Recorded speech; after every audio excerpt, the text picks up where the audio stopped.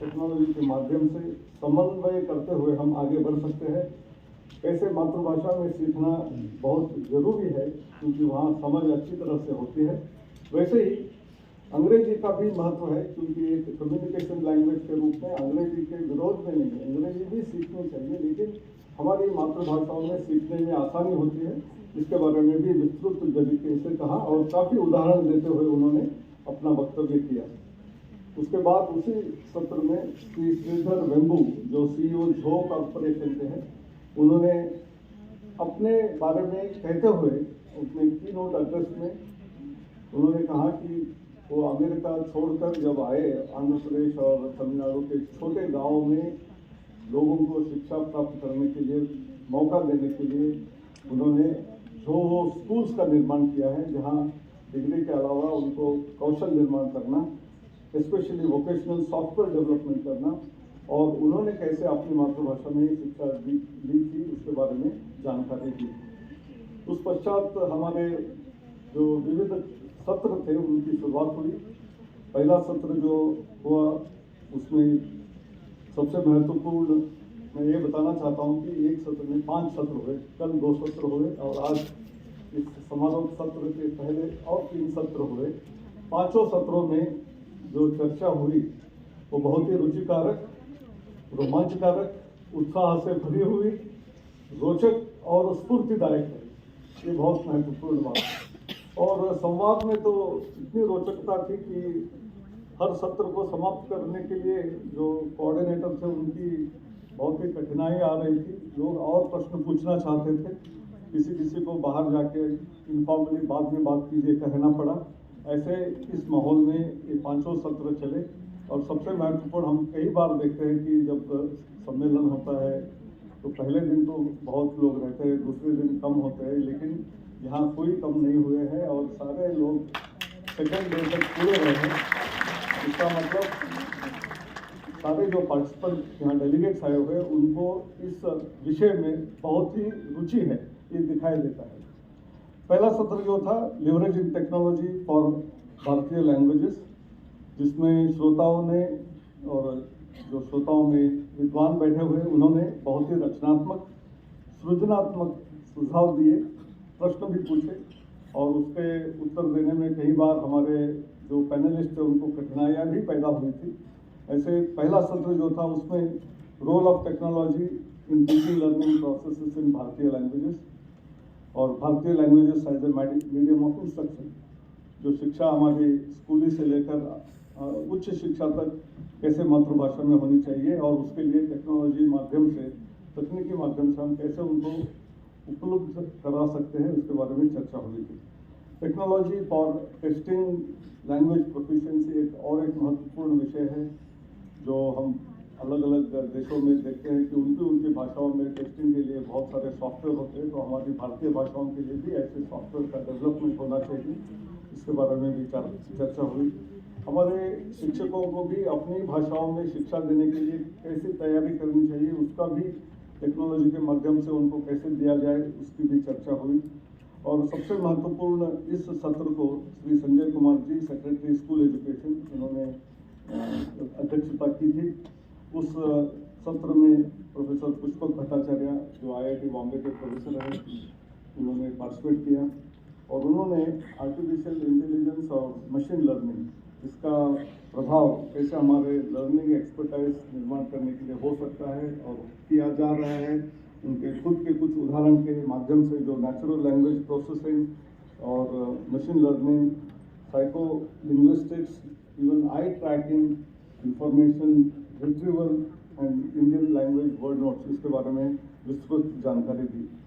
Manipur IIIT से आए हुए डॉक्टर किशोरजीत सिंह जी ने अपने वक्तव्य में कैसे हमारे छात्रों को किताबों का बोझ हो रहा है और इसलिए यदि हम ऐसे टूल्स डेवलप करेंगे कि सारा का सारा करिकुलम सिलेबस एक आध डिवाइस में रहेगा तो बैग लेके जाने का जो होता है 10-15 केजी बोझ, उसको कैसे हल्का किया जा सकता है और मल्टीलिंगुअलिज्म इंटरप्रेट करते हुए हर आदमी को अलग अलग भाषाएं सीखने के लिए भी मदद हो सकती है। नेशनल नॉलेज नेटवर्क का भी प्रस्ताव उन्होंने किया कि दूर दराज के जिलों में भी इसका उपयोग होने से लोगों को इंटरनेट के माध्यम से सीखने में आसानी होगी।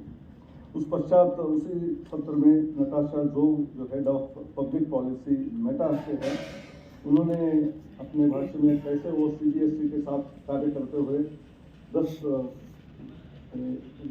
मिलियन यानी 1 करोड़ छात्रों के साथ और 1 लाख टीचरों के साथ जोड़ने का बहुत बड़ा उपक्रम हाथ में लिया हुआ है। Foundational multilingual and multi stack model seamlessly translating and transcribing across speech and text, ऐसा एक एप्लीकेशन उन्होंने जो किया है उसके बारे में उन्होंने जानकारी दी। और उसी सत्र में ये भी कहा गया कि हमको ओपन सोर्स बेस्ड ट्रांसलेशन एक पोर्टल का निर्माण करने की ज़रूरत होगी, जो आगे मुझे लगता है कि हम अभी UPI के बारे में सब जानते हैं कि UPI फाइनेंशियल ट्रांजैक्शन के लिए एक सिंगल सोर्स एप्लीकेशन अवेलेबल है। कोई भी बैंक, कोई भी स्टार्टअप अपना एक नया ऐप बना के उसमें डाल सकता है। वैसे ही हमारे ट्रांसलेशन के लिए भी एक हाथ पोर्टल हम यदि निर्माण कर सके, जिसके माध्यम से ओपन सोर्स बेस्ड हो, तो कोई भी उसको हुक ऑन करके उसके ऊपर अपना कार्य कर सकता है। आसानी से एक दूसरे के साथ कोलैबोरेटिव वे में उसको आगे बढ़ाते हुए हमारे ट्रांसलेशन की एक्यूरेसी जो है और भी अच्छी हो सकती है। ऐसे कुछ सुझाव उसमें से आए थे।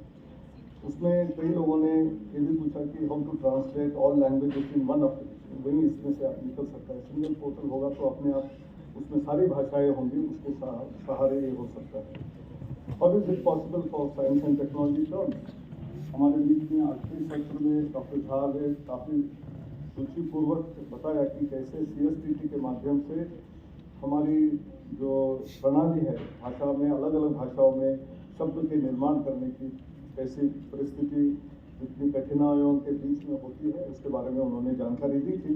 तो उसका उत्तर उस सेशन में नहीं आया, तो आखिरी सेशन में तो जरूर आ ही गया था। What are the biases for translating English to other language? ये इस सत्र में भी और बाकी सत्र में भी आया कि हम जब ट्रांसलेशन टूल यूज़ करते हैं, कोई भी AI बेस्ड भी हो, तो बहुत बारे हम एक भाषा से अंग्रेजी में अनुवाद करते हैं, फिर अंग्रेजी से दोबारा वो अपनी भारतीय दूसरी भाषा में अनुवाद करते हैं। तो उसमें बहुत बार अनेक अनर्थ होने की भी संभावनाएं हैं और कई बार वो टोटली डिस्टॉर्टेड भी हो सकता है। तो इसलिए हमारे भारतीय भाषाओं में ही डायरेक्टली ट्रांसलेट होने जैसी व्यवस्था होनी चाहिए, उसके लिए भी प्रयास करने चाहिए। आगे हमारे बीच में जो ज्ञानी बैठे हुए हैं, उन सब लोगों को कोलैबोरेटिव वे एक साथ दूसरे से संबंध रखते हुए यदि हम एक साथ काम करेंगे तो मेरे ख्याल से ऐसा टूल निर्माण करना आसान होगा। और बहुत लोगों ने अनेक सत्रों में ये कहा था कि संस्कृत को क्यों न बेस किया जाए, क्योंकि संस्कृत की शब्दावली में जो शब्द है वो अनेक भारतीय भाषाओं में उस वैसे के वैसे ही उपयोग में आते हैं। तो अंग्रेजी के माध्यम से जाने के बजाय यदि कोई भी भारतीय भाषा हो, तमिल से या तेलुगु से या मराठी से संस्कृत में और संस्कृत से पंजाबी बंगाली में यदि ट्रांसलेट करेंगे तो ट्रांसलेशन की एक्यूरेसी भी बढ़ेगी और उसमें सबसे महत्वपूर्ण जो भाव होता है वो भाव भी आएगा, क्योंकि अंग्रेजी में कई बार वो भाव नहीं आता है। तो ये भी एक महत्वपूर्ण बात इस सत्र में आई। उसके बाद दूसरा सत्र जो था वो भी टेक्नोलॉजी फॉर भारतीय लैंग्वेजेस का ही था। इसमें निर्मलजीत सिंह कलसी जी जो चेयरमैन MCDET है, उन्होंने अध्यक्षता की थी और इसमें उन्होंने अपना एम्फेसिस किया कि भारतीय भाषाओं को प्रिजर्व करने के लिए, हमारी कल्चरल डाइवर्सिटी को प्रिजर्व करने के लिए ये बहुत महत्वपूर्ण है कि हमारी टेक्नोलॉजी जो है वो एक ब्रिज बननी चाहिए, एक पुल बननी चाहिए भाषा और टेक्नोलॉजी के बीच में। ये दोनों में अंतर नहीं होना चाहिए, एक दूसरे के सहारे, एक दूसरे के साथ काम करने से ये साध्यता होगी। और उसके अलावा उन्होंने इसका भी जिक्र किया कि 3 लैंग्वेज अप्रोच जो नई शिक्षा नीति में कहा गया है, उसको अनुमोदित करने के लिए हमको सभी जगह में 2 भाषा तो सीखें, तो तीसरी भाषा सीखने के लिए जो व्यवस्था है वो टेक्नोलॉजी के माध्यम से आसानी से हो सकेगी। और छात्रों में अपनी मातृभाषा में सीखने की रुचि है, इसका एक प्रूफ उसमें से हम देखते हैं कि IIT JEE में जब पहले तो 2-3 भाषाओं में ही परीक्षा होती थी, जब 13 भाषाओं में परीक्षा करने की शुरुआत की तो करीब 1.5 लाख के ऊपर छात्रों ने इसका प्रयोग किया। इसका मतलब छात्रों के बीच में अपनी मातृभाषा में अपना पेपर लिखने की उत्सुकता है और उसको और सपोर्ट करने की ज़रूरत है। Language modelling and speech recognition के बारे में भी उन्होंने कुछ वक्तव्य रखा। उस पश्चात जो पैनलिस्ट थे डॉक्टर जी.के. मूर्ति, उन्होंने अपने भाषण में कहा कि evolution of technology is a ongoing process. अभी आजकल के नहीं, करीब करीब 4 दशकों से इसमें कार्य शुरुआत हुई, लेकिन अब उसको गति प्राप्त हो गई है। गति इसलिए भी प्राप्त हो गई कि प्रधानमंत्री जी ने बार बार कहा है कि उच्च शिक्षा हमारी भाषाओं में होनी चाहिए।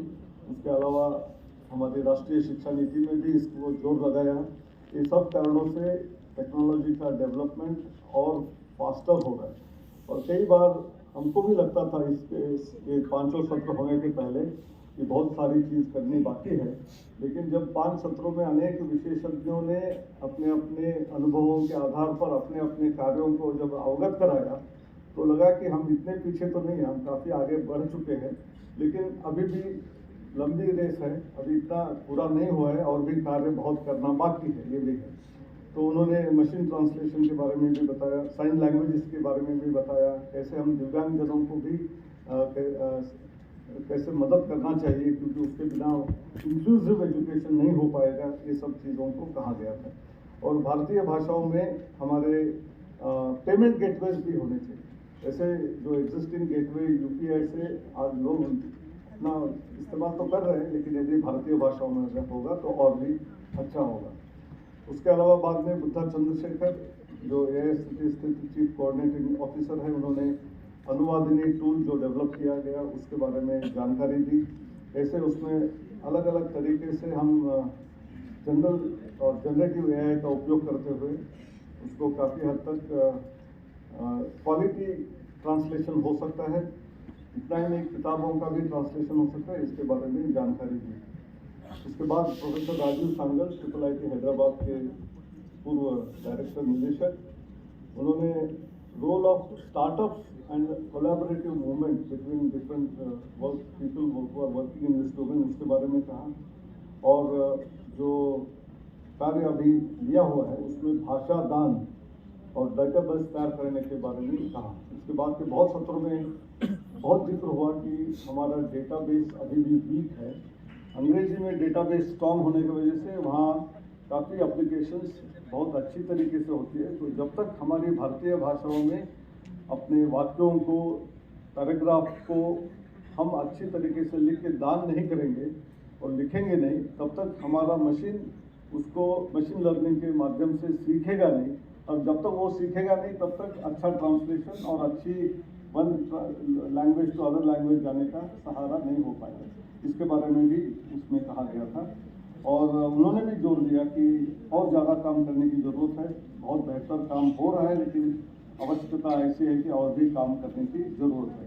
और इसी संदर्भ में मैन मशीन इंटरफेस के बारे में भी उन्होंने कहा। मुझे लगता है कि जैसी आवश्यकता वैसा समाधान अपने आप निकलता है।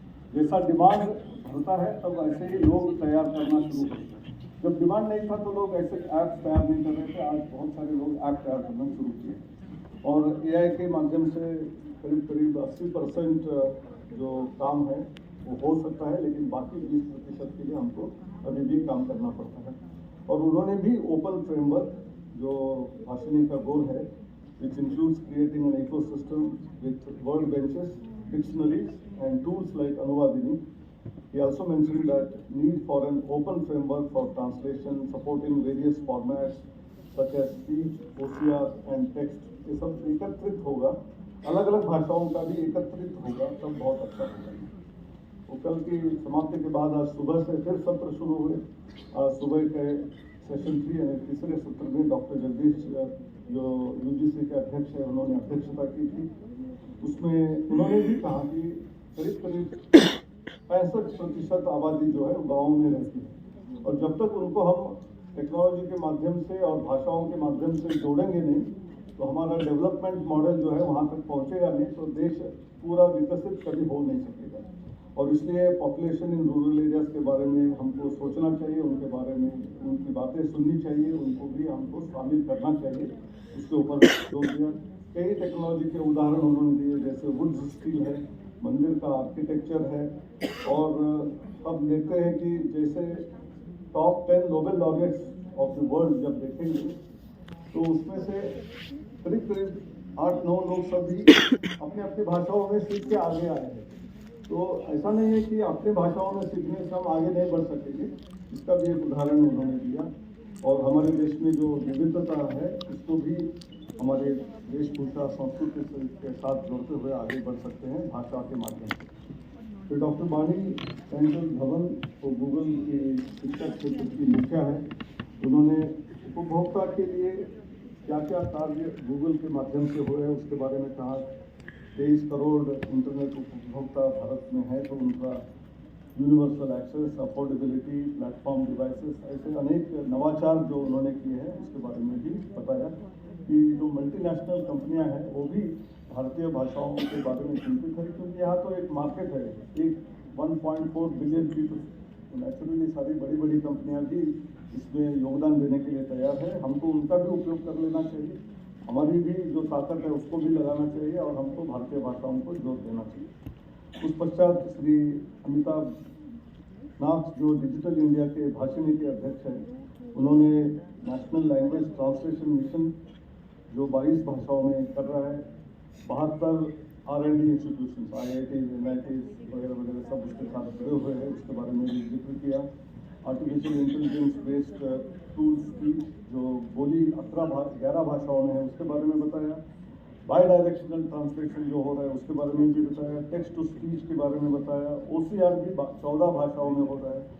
और उसके अलावा अनेक यूज केसेस जो है, जैसे PM किसान एग्री सेक्टर में है, वैसे ही चैटबॉट का है, NPCI को भी मल्टीलिंगुअल करने का है। ऐसे अनेक प्रयोग जो किए हैं और किए जा रहे हैं उनके बारे में बताया। लेकिन सबकी चिंता यही होती है कि जब डेटा के ऊपर सब कुछ होता है तो डेटा का AI based grievance redressal system की जरूरत है, उसके बारे में भी उन्होंने कहा। डोमेन स्पेसिफिक ग्लॉसरी के बारे में भी कहा, ये बहुत जरूरी है। हम जब ट्रांसलेशन करते हैं तो जनरल डिक्शनरी से करेंगे तो उसका अर्थ अलग निकलता है, और डोमेन स्पेसिफिक यदि मेडिकल के बारे में यदि हम कुछ ट्रांसलेशन कर रहे हैं तो मेडिकल टर्मिनोलॉजी को यूज करना चाहिए। आज अलग अलग सत्रों में फिर एक बार आया कि लीगल जो हमारे कोर्टों में जो जजमेंट्स होते हैं वो सब अंग्रेजी में होते हैं। उसके अलावा यदि कोई पेशकशी करना चाहता है भारतीय भाषा में, उसको परमिशन नहीं होती है, क्योंकि जज को समझ में नहीं आता इसलिए नहीं होती है। तो अपनी भाषा में हम हमारा अफिडेविट क्यों फाइल नहीं कर सकते। तो इस कार्य में भी लोगों ने कहा कि यदि ट्रांसलेशन शुरू हो जाएगा, जो आज हाईकोर्ट और सुप्रीम कोर्ट आगे बढ़ रहे हैं कि सारी जजमेंट्स जो पहले वाली है उसको भारतीय सारी भाषाओं में प्रदान करने की तैयार हो रहे हैं। वो भाषिणी के साथ, अनुवादिनी के साथ बातचीत में है। यदि एक समय आएगा कि एक बार लोगों ने अनुकरण करना शुरू किया कि वहाँ जब ट्रांसलेटेड जजमेंट्स आएंगे तो ऑटोमेटिकली जो अफिडेविट फाइल करते हैं उसको भी ट्रांसलेट करके जजों को अपनी भाषा में, भले अंग्रेजी में नहीं और हिंदी में या तमिल में भी पढ़ सकते हैं, और उसके बाद अपना डिसीजन लेने में सक्षम हो जाएंगे। उसके लिए हमको हमेशा जो डिक्शनरीज है वो अपनी अपनी अलग अलग ग्लॉसरी स्पेसिफिक निर्माण करने की जरूरत है। मेडिकल की हो, लॉ की हो, सोशियोलॉजी, इकोनॉमिक्स की, टेक्नोलॉजी की, और सारे अलग अलग तरीके की ग्लॉसरी, और ये सब चीज़ें चल रही है, इसलिए बहुत अच्छी एक एक्टिविटी हो रही है। उसके बाद पर्सनलाइज्ड आल्सो हमको अलग अलग व्यवस्था होनी चाहिए। स्टूडेंट्स को, छात्रों को अपने अपने तरीके से सीखने के लिए कैसे हम उपयोगी हो सकते हैं उसके बारे में भी उन्होंने जानकारी दी। उस पश्चात विनीता अग्रवाल जी जो हमारे NCVT के साथ जुड़ी हुई है, उन्होंने अपना कुछ उदाहरण देते हुए कहा कि कैसे भारतीय भाषाओं में सीखना बहुत ज़रूरी है, नहीं तो घर में अंग्रेजी बोल नहीं सकते, इसलिए शिक्षा भी नहीं हो सकती। विजय कुमार जो बिट्स पिलानी से हैं, उनके भी उदाहरण उन्होंने दिया। और ऐसे वैचारिक क्षेत्र में हम हमारा जो पाश्चात्य दर्शन है वो देखते हैं, और इसलिए हमारा भारतीय दर्शन होना चाहिए, इसके बारे में भी एक उन्होंने उदाहरण के रूप में कहा। उसके पश्चात चौथा session doctor Kamakoti IIT Madras के थे। उन्होंने भी यूनिटी इन डाइवर्सिटी के साथ शुरू करते करते स्पीच टू टेक्स्ट ट्रांसलेशन कैसे करना चाहिए उसके बारे में बताया। और सुनील जी ने जो TCS रिसर्च है उन्होंने भी अपने कार्य क्षेत्र में कंपनी कैसे कार्य कर रही है उसके बारे में भी बताया। उसके बाद कीर्ति सेठ जो नेस्कॉम से है उन्होंने भी अपना वक्तव्य देते हुए कैसे नेस्कॉम भी ये सबके साथ जुड़ा हुआ है उसके बारे में बताया। डॉक्टर बलेंद्र शर्मा जो माइक्रोसॉफ्ट के साथ है उन्होंने भी अपने जो कार्य कर रहे हैं उसके बारे में हमको बताया। मेरे ख्याल से सारे सेशंस में एक उत्साहपूर्ण वातावरण रहा और बहुत सारे सजेशंस आए। समय की कमतरता होने की वजह से पूरा विस्तृत रिपोर्ट अभी नहीं दे सकेंगे। रिटन रिपोर्ट हम तैयार करके आप सब लोगों के पहुंचाने की जिम्मेदारी लेंगे और वेबसाइट में भी डालेंगे तो आप देख सकेंगे। और काफ़ी सूचनाएं आई है, उसके ऊपर कार्य करने के लिए आप सब लोग हमारे साथ रहे तो हम अगले 5 साल में ज़रूर ऐसा कुछ मैजिक करके दिखाएंगे कि सारी भारतीय भाषाओं में हम सीखने लगेंगे, एक दूसरे से बातचीत करने। नमस्कार।